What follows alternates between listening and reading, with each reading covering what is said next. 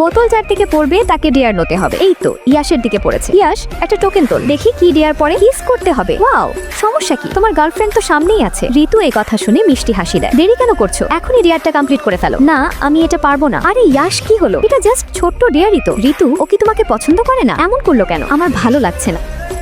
Hello sir, আপনার জন্য রয়েছে একটা বিশেষ অফার। কে এই মেয়েটা? এই তো পেয়েছি। ও নো, এদিকে আসো, অ্যাক্সিডেন্ট করবে তো।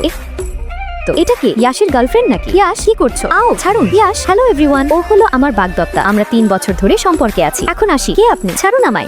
কোথায় নিয়ে যাচ্ছেন? ছাড়ুন। রিয়া, এটা কি হলো? আমরা তো ভাবতাম তুমি ইয়াশের গার্লফ্রেন্ড। আমি আপনার কি হই বললে কেন? তখন শুনতে পাননি? ইডিয়েট, মারবো এক চড়। কি মনে হয় পারবে আমার সাথে? আমি এক্ষুনি নেমে যাচ্ছি। কি হলো? দরজা লক করলেন কেন? খুলুন, আমি যাবো। দাঁড়াও, যদি তুমি 1 মাসের জন্য আমার বাগদত্তা হিসেবে আমার সাথে থাকতে রাজি হো, তাহলে আমি তোমাকে 1 মিলিয়ন টাকা পে করব। তোমাকে রাস্তায় রাস্তায় ঘুরে টাকা জোগাড় করতে হবে না। আমার এসব টাকা লাগবে না। ঠিক আছে, তাহলে নেমে পড়ো। একটু দূর যেতেই জেনির ফোনে 1 মিলিয়ন টাকা ট্রান্সফার হয়। চলুন বাসায়, আর আমাকে কাজের ডিটেলস বুঝিয়ে দিন। ওকে, আমাদের কি একসাথে থাকতে হবে? এটা তো কেবল অভিনয়। 1 মাসের জন্য। এখানে বসে আছো কেন? শাওয়ার নিয়ে আসো। যাও। এই ড্রেস পরে সামনে যাবো। ধুর ব্যাং, এদিকে আসো। আও, চুলে কি শ্যাম্পু করেছো? স্মেলটা তো অনেক ভালো।